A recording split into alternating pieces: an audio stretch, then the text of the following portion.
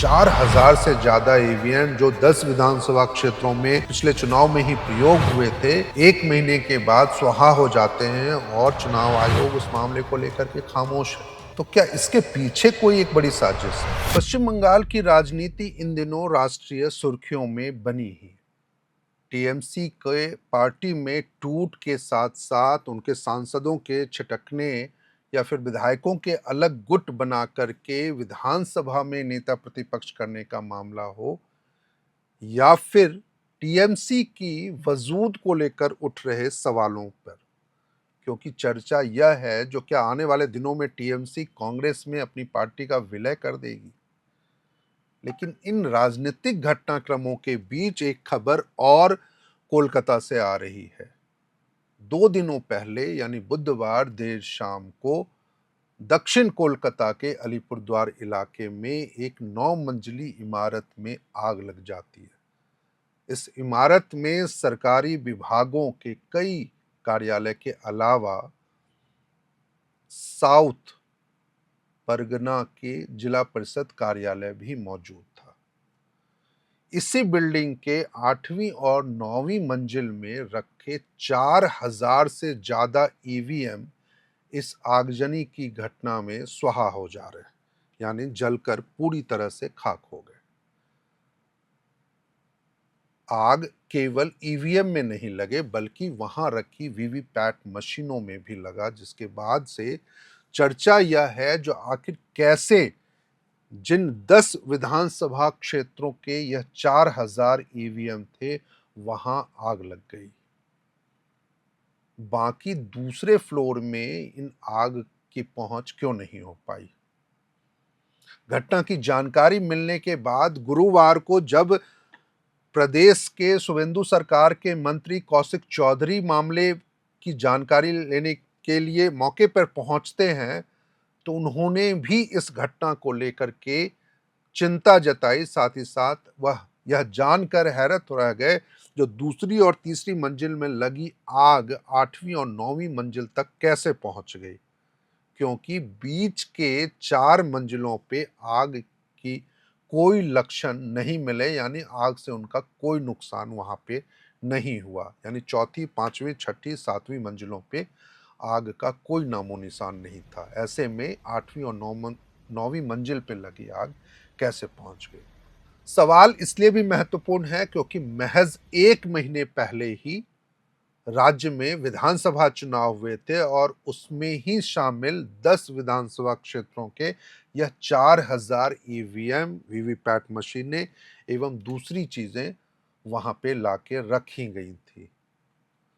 राज्य में विधानसभा चुनाव में बीजेपी भारी बहुमत के साथ यानी 2/3 से भी ज्यादा बहुमत के साथ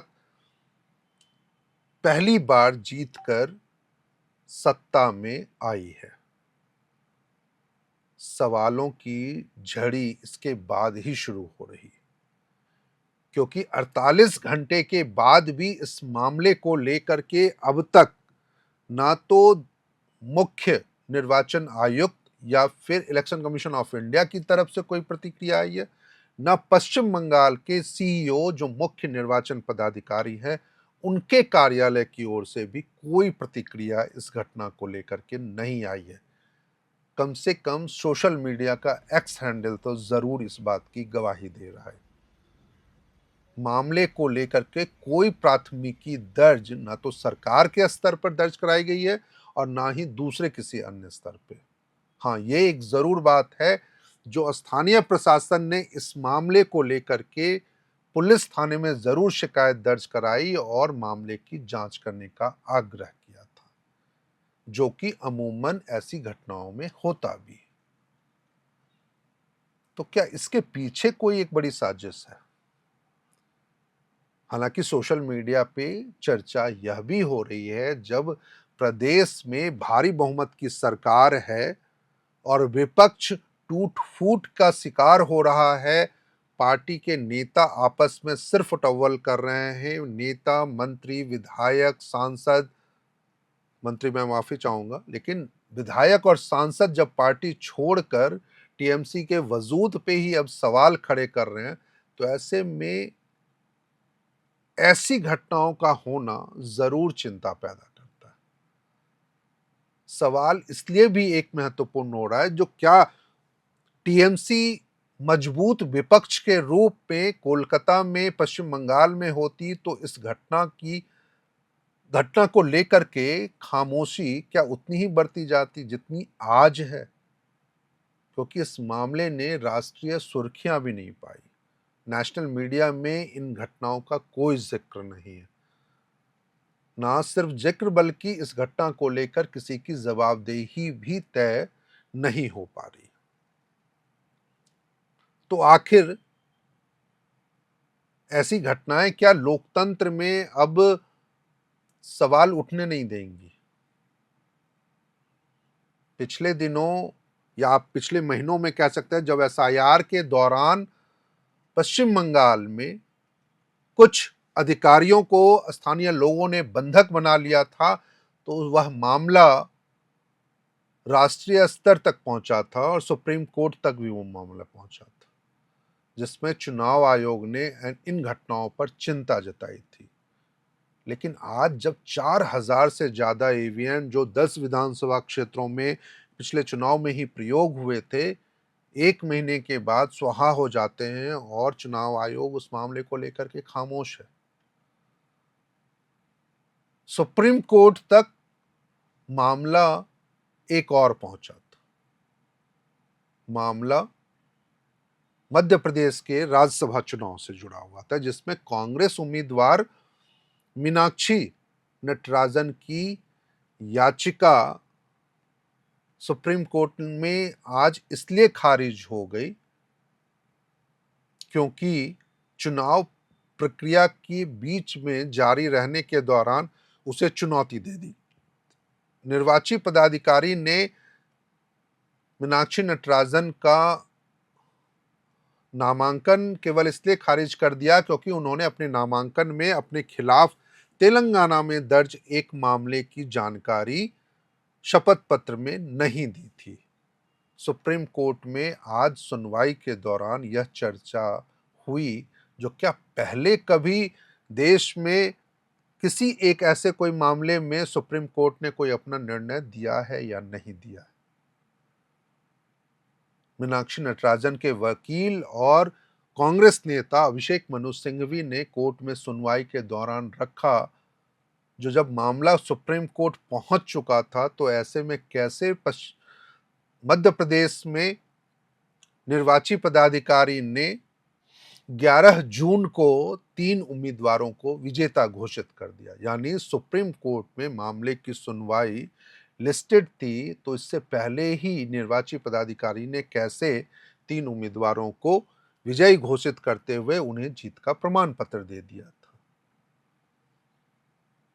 मीनाक्षी नटराजन के वकील के पास इस बात का कोई जवाब नहीं था, जो देश में क्या पहले अभी ऐसा कोई मामला हुआ था। लेकिन सुप्रीम कोर्ट की टिप्पणी जरूर इस मायने में महत्वपूर्ण रही, जो संविधान के धारा 342 के तहत चुनाव प्रक्रिया के बीच में किसी भी फैसले को कोर्ट में चुनौती नहीं दी जा सकती है। यही वजह है जो जब निर्वाची पदाधिकारी ने निर्वाचन के दौरान मीनाक्षी नटराजन के नामांकन को खारिज कर दिया था, रद्द कर दिया था, तो उसके बाद जब कांग्रेस का प्रतिनिधिमंडल इस मामले की शिकायत लेकर चुनाव आयोग तक पहुंचा था, तो वहां से भी उन्हें निराश लौटना पड़ा था। यह मामला आने वाले दिनों में क्या राजनीतिक रंग लेगा, यह तो कांग्रेस और इससे जो दूसरे प्रभावित पक्ष हैं वो तय करेंगे। लेकिन पश्चिम बंगाल की घटना और मध्य प्रदेश की घटना, क्योंकि मध्य प्रदेश जैसी घटना एक झारखंड से भी आई थी, जरूर यह सवाल खड़े करेंगे, जो लोकतंत्र में चीजें क्या ऐसी ही होती जाएंगी, या फिर आने वाले दिनों में चुनाव के नाम पर ऐसी ही कुछ चीजें होती रहेंगी देश में, जिससे हम और आप यह सोचने को मजबूर हो जाएंगे, जो वास्तव में क्या 75 सालों के बाद भी देश में चीजें उतनी बेहतर तरीके से हो पाई हैं या नहीं। इस वीडियो में फिलहाल इतना ही।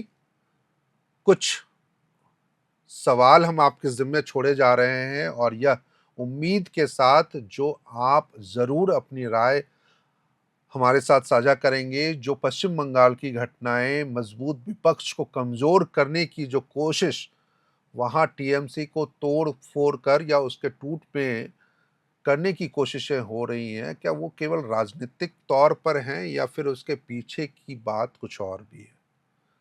मध्य प्रदेश में जब बीजेपी के पास तीसरे उम्मीदवार को जिताने की संख्या नहीं थी, तो ऐसे में कांग्रेस उम्मीदवार को अपनी बात रखने का मौका या फिर अपनी चीजों को, जो खासकर कानून की व्याख्या को लेकर के सवाल कांग्रेस के थे, तो उसको रखने का मौका दिए बगैर नामांकन पत्र खारिज कर देने का मामला आने वाले दिनों में किन सवालों को जन्म देगा। तो इस वीडियो में फिलहाल इतना ही। मैं हूं शैलेंद्र, आप देख रहे थे एयर नाउ। कैमरे के पीछे हमारी सहयोगी है जयंती। नमस्कार, शुक्रिया। FRP pressure vessels are made using fiber-reinforced plastic, a powerful combination of high-strength glass fibers and corrosion-resistant resin. At Duraplast, we manufacture these vessels using advanced filament winding technology. Layer by layer, resin-coated glass fibers are precisely wound over a rotating mold, creating a structure that is lightweight, high-strength, and built to handle pressure. The result? Superior corrosion resistance, longer lifespan, lower maintenance costs for industries that demand performance without compromise. For customized FRP pressure vessel solutions,